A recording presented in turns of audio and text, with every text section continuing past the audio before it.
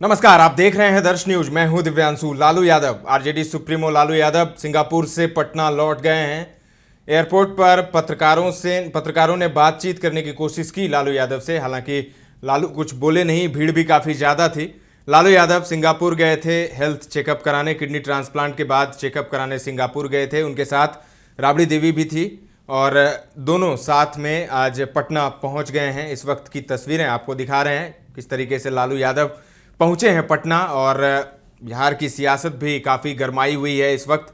जिस तरीके से जातीय जनगणना और आरक्षण के मुद्दे पर आरजेडी ने हल्ला बोल किया था, आंदोलन किया था बीते दिन, और उसके बाद ये भी ऐलान हो गया है कि तेजस्वी यादव आभार यात्रा पर निकलने वाले हैं। 10 सितंबर से उनकी यात्रा शुरू हो जाएगी।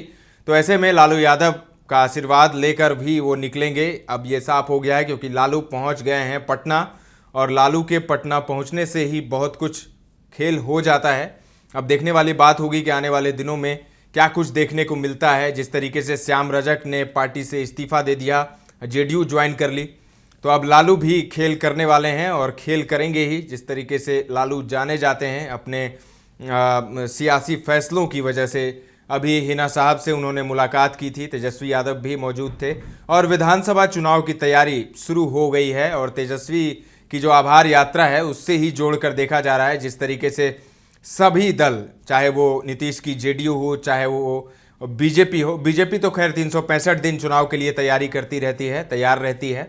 बीजेपी की बात हम नहीं कर रहे, लेकिन जेडीयू तैयार है। और जिस तरीके से नीतीश अलग अलग जिलों में घूम रहे हैं, कार्यों का जायजा ले रहे हैं, अधिकारियों को टास्क दे रहे हैं, तेजस्वी ने भी अब आभार यात्रा के जरिए काउंटडाउन शुरू कर दिया है विधानसभा चुनाव के लिए। और 25 का विधानसभा चुनाव जो है वो काफ़ी अहम रहने वाला है, चाहे वो बीजेपी हो, चाहे वो नीतीश की जेडीयू हो, चाहे वो आरजेडी हो। और अब प्रशांत किशोर की भी एंट्री हो गई है, तो मामला बड़ा दिलचस्प होने वाला है। और चिराग के भी जो है बगावती सुर देखने को मिल रहे हैं।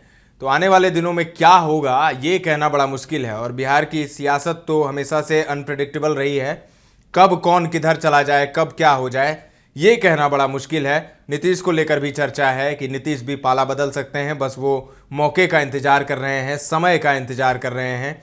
क्योंकि अभी 2 महीने के अंदर 3 राज्यों में चुनाव होने वाले हैं विधानसभा के, महाराष्ट्र, हरियाणा और झारखंड। वहाँ पर अगर बीजेपी की स्थिति अच्छी नहीं रहती है तो फिर बिहार एनडीए में सब कुछ ठीक नहीं रहने वाला है। फिर नीतीश भी पाला बदल सकते हैं, चिराग भी देख सकते हैं कि क्या कुछ किया जा सकता है। क्योंकि हाल के दिनों में चिराग पासवान ने जिस तरीके से बगावती सुर दिखाए हैं, चाहे वो वक्फ बोर्ड हो, चाहे वो आरक्षण का मुद्दा हो, चाहे वो लेटरल एंट्री की बात हो, चाहे जातिगत जनगणना हो, तमाम मुद्दों पर चिराग पासवान ने बगावती सुर दिखाए हैं। हालांकि अब चिराग ने यू टर्न ले लिया है अमित शाह से मुलाकात के बाद, लेकिन अभी खतरा टला नहीं है। बीजेपी ने अभयदान नहीं दिया है चिराग को, और कुछ भी हो सकता है। जिस तरीके से पशुपति पारस को बीजेपी की नज़दीकी बढ़ रही है, तो चिराग के लिए ही वो सब किया जा रहा है। खैर, हम बात कर रहे थे लालू यादव की। लालू यादव सिंगापुर से लौट आए हैं पटना, उनके साथ राबड़ी देवी भी मौजूद रहीं।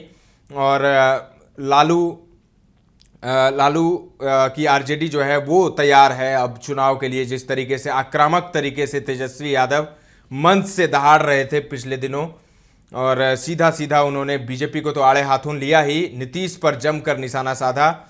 और आरक्षण के मुद्दे पर और जातिगत जनगणना के मुद्दे पर आक्रामक तरीके से तेजस्वी यादव खेल रहे हैं। और जो आभार यात्रा पर तेजस्वी निकलने वाले हैं उससे कहीं ना कहीं बेचैनी है बीजेपी में और नीतीश की पार्टी जेडीयू में, इससे भी इनकार नहीं किया जा सकता है।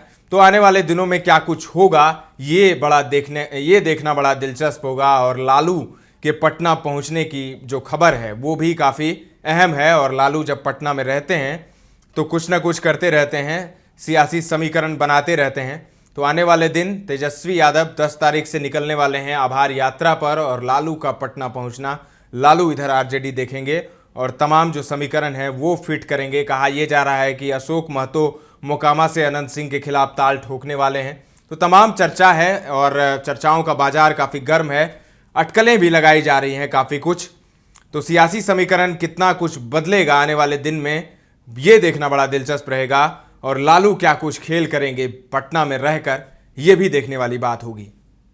ताज़ा तरीन खबरों का सिलसिला दर्श न्यूज पर लगातार जारी है, देखते रहें दर्श न्यूज।